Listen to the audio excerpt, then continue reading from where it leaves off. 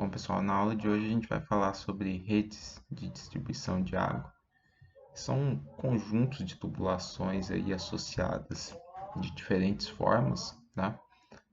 Que servem para conduzir água, seja para a população ou então num sistema de irrigação para plantação.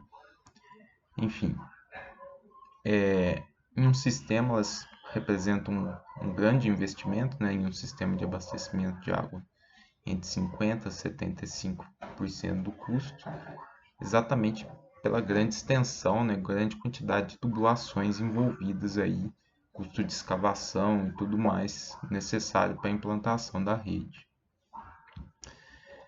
Normalmente a gente faz a divisão das redes entre condutos principais e secundários, tá?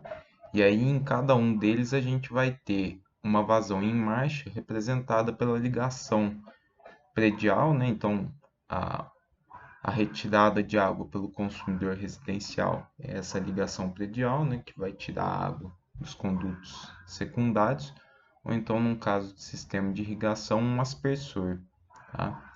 Então, os condutos eles sempre têm essa retirada aí ao longo dos trechos na vida real. Tá? A gente vai ver que a gente faz uma simplificação às vezes para efeito de cálculo, mas sem grandes erros hidráulicos para a gente. O traçado de uma rede num sistema urbano, né? A gente tenta fazer algo favorável, debaixo do pavimento, com baixo trânsito, facilidade de acesso para manutenção, enfim, diversas características têm que ser analisadas para definir o traçado ideal de uma rede. E a gente tem dois tipos principais de redes que a gente vai estudar, tá? O primeiro é a rede ramificada e o segundo é a rede malhada. Bom, primeiramente a rede ramificada, ela se caracteriza pelo sentido único de escoamento dentro das tubulações, tá? Então aqui eu coloquei dois exemplos, tá? A gente faz a representação gráfica das redes através de dois elementos principais que a gente chama. O primeiro são os nós, tá? Que são essas bolinhas aqui nos desenhos, tá? A gente sempre coloca um nó quando a gente tem alguma mudança muito brusca na declividade da tubulação, tá? Então quando a gente tem uma mudança de declividade, a gente coloca esse nó, tá? E quando a gente tem alteração do tipo de tubulação, né, seja de material ou diâmetro, a gente também coloca esse nó para diferenciar os trechos, tá? E, obviamente, né, como eu já disse, os trechos, que são essas linhas que interligam dois nós, tá? São as tubulações onde a gente caracteriza elas com comprimento, diâmetro, fator de atrito e etc. Tá? Eu esqueci de falar também, mas os nós a gente pode colocar também dentro deles uma demanda pontual, tá? Que seriam essas setinhas aqui que estão saindo dos nós, tá? Que além da vazão em marcha podem representar, por exemplo, um grande consumidor ali pontual naquele ponto ali, tá? Então são esses dois elementos principais que a gente tem para esquematizar a nossa rede, tá? Então na rede ramificada a gente tem esse conhecimento aí do sentido de escoamento em todos os trechos, tá? Então notem aqui que nesse primeiro caso a gente tem um reservatório de abastecimento, tá? Tem uma tubulação aqui que sai dela, tá? E ela se divide em duas aqui e alimentando aqui esses trechos secundários, tá? Então esse trecho todo aqui maior na horizontal seria o nosso conduto principal, tá? E esses ramais aqui seriam os nossos condutos secundários, tá? Essa aqui é uma rede ramificada que a gente chama do tipo grelha, tá? Só por causa do formato que ela tem, tá? Nesse outro caso aqui de baixo, a gente também tem um reservatório principal que alimenta todos os pontos da nossa rede, tá? E aí a gente tem a tubulação principal aqui no meio das tubulações secundárias, tá? E conforme também o esquema que a gente vê aqui, esse tipo de rede ramificada a gente chama ela de espinha de peixe, tá? Uma característica importante aqui que a gente tem, aqui nos dois exemplos, nenhum desses casos aconteceu, mas os nós aqui da extremidade, eles podem ser pontas secas, né? Ou seja, quando a água aqui nesse ponto já não tem vazão, né? A vazão é zero. Nesse caso aqui ainda tem, porque tem uma certa retirada em todos os nós das extremidades, tá? Mas ele pode ser uma ponta seca, né? Ou seja, não tem nenhuma retirada de água nesse ponto. Bom, esqueci de comentar aqui também, né? Que esse tipo de rede aqui, ele é um pouco, não é tão confiável quanto a malhada que a gente vai ver agora em seguida. Tá? Por que isso? Se acontece algum problema ou se eu preciso dar uma manutenção em algum trecho aqui da rede principal, por exemplo, vamos supor, nesse trechinho aqui dessa rede de cima, toda essa área aqui vai ficar sem receber água por um determinado tempo, até que eu faça a manutenção aqui desse trecho. Tá? Então, como eu tenho só uma possibilidade de sentido de escoamento, eu torno a minha rede um pouco mais frágil com relação a essas falhas que podem ocorrer. Tá? No caso da rede malhada, eu já não sei definir a priori qual que é o sentido de escoamento nas tubulações. Tá?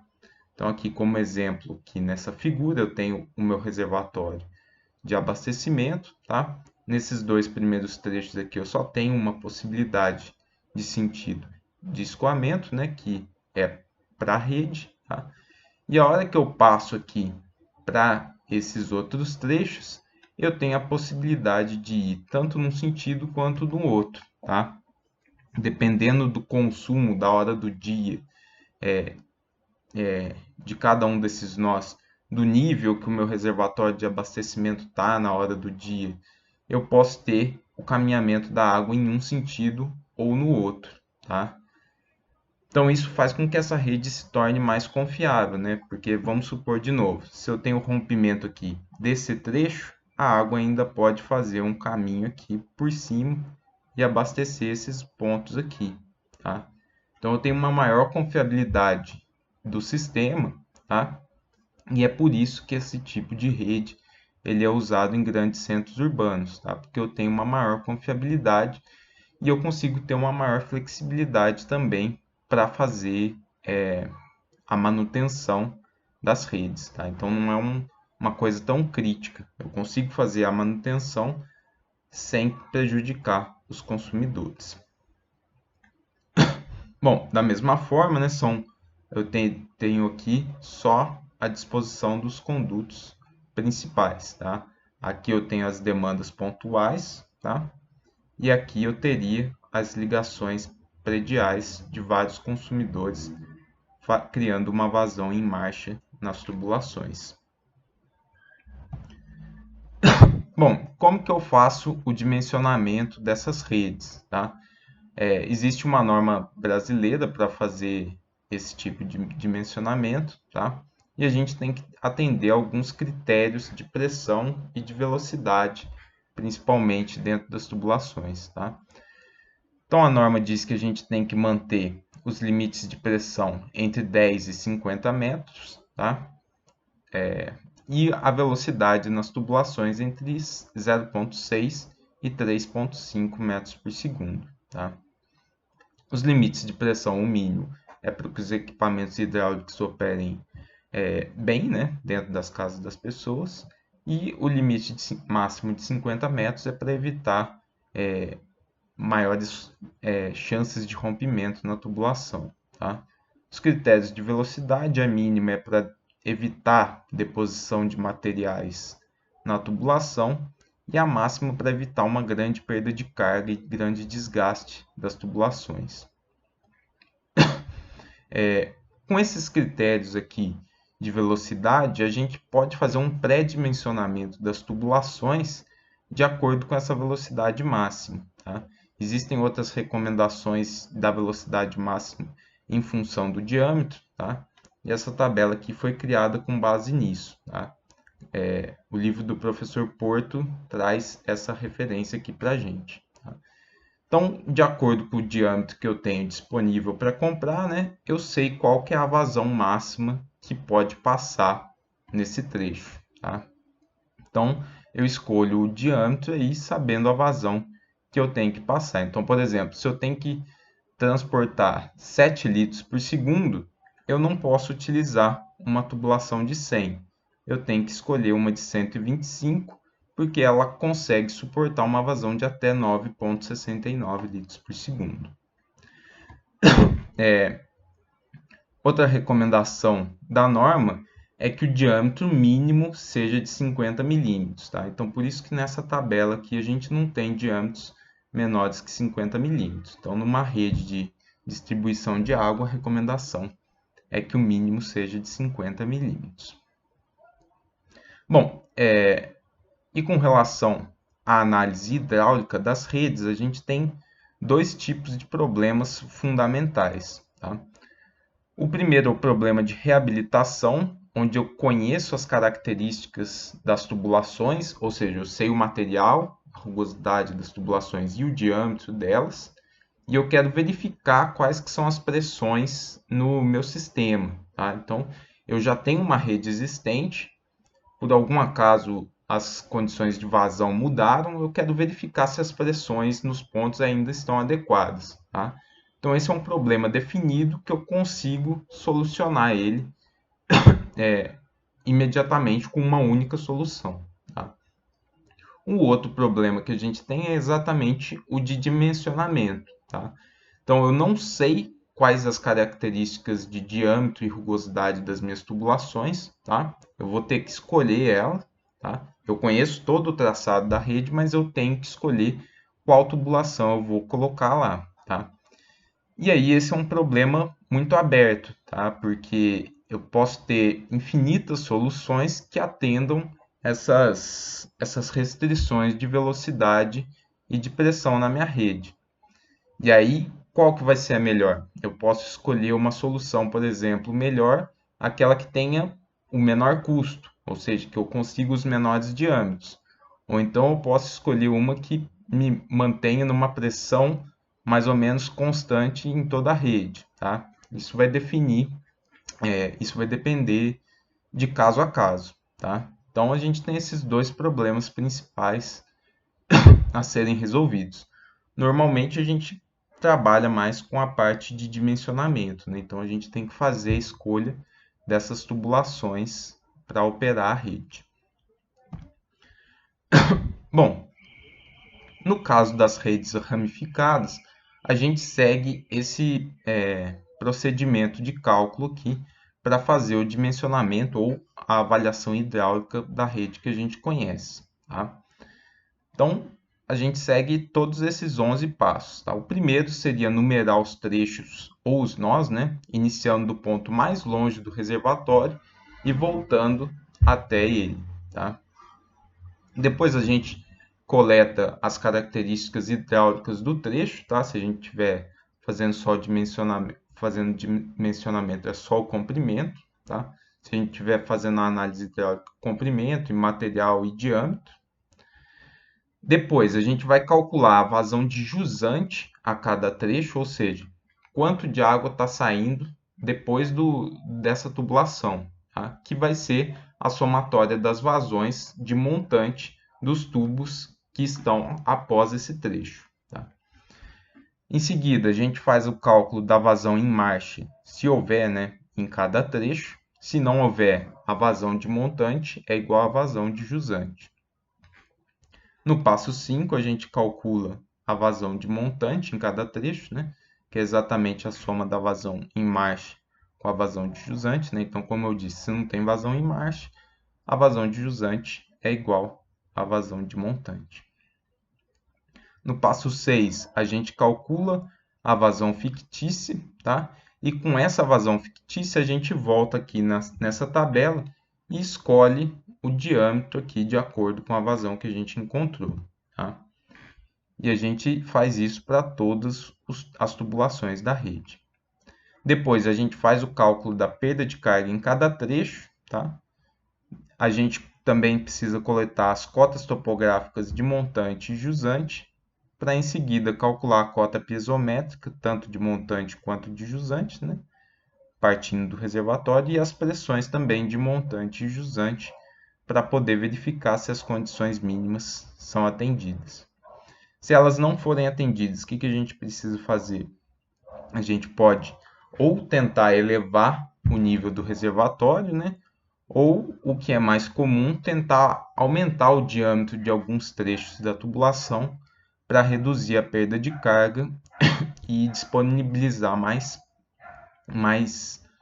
pressão para os nós. Tá?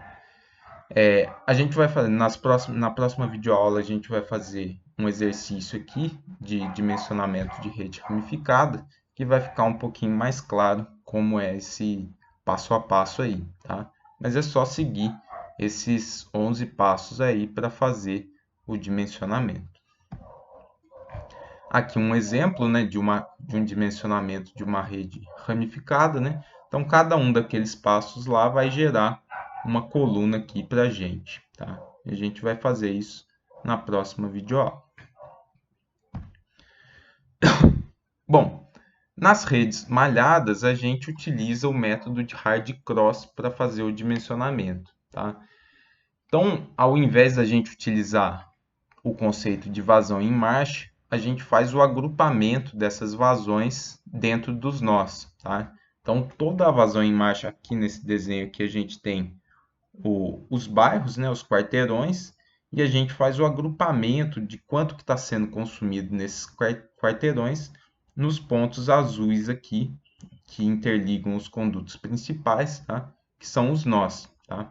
Então, a gente faz uma simplificação da nossa rede para facilitar o esquema de cálculo. Tá? Então, no caso das redes malhadas, a gente faz o agrupamento das vazões em marcha aqui, que são retiradas nos quarteirões, né, nas residências dos consumidores, dentro dos nós. Tá? E aí tem várias técnicas para fazer esse agrupamento que a gente não vai entrar no mérito disso agora. Tá? Vamos supor que a gente já fez esse agrupamento, que a gente conhece quanto de água é consumido em cada nó aqui, que representa esses quarteirões. Bom, para fazer a solução, então, da rede, a gente utiliza dois conceitos. Né? O primeiro, que é a conservação de massa. Tá?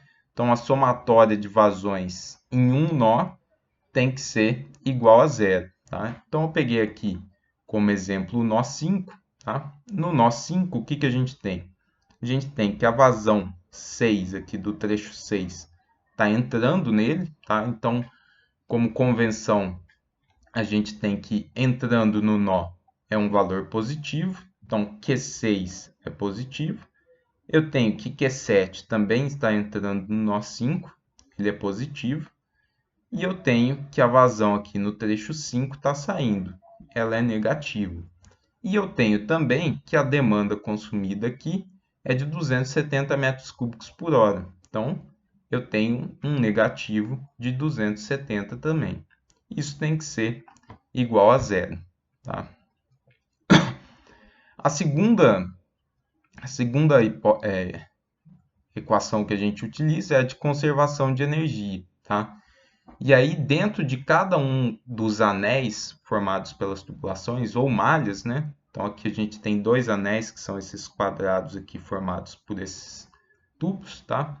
Esses anéis podem ter mais tubos ou podem ter só 3 tubos também, tá? Isso independe, tá? E a gente fala que para ter a conservação de energia, a soma das perdas de carga em cada um desses anéis tem que ser igual a zero, tá? Então, de novo, a gente faz a convenção de que o sentido horário é um valor positivo e faz a somatória de perdas de carga dentro do anel. Tá?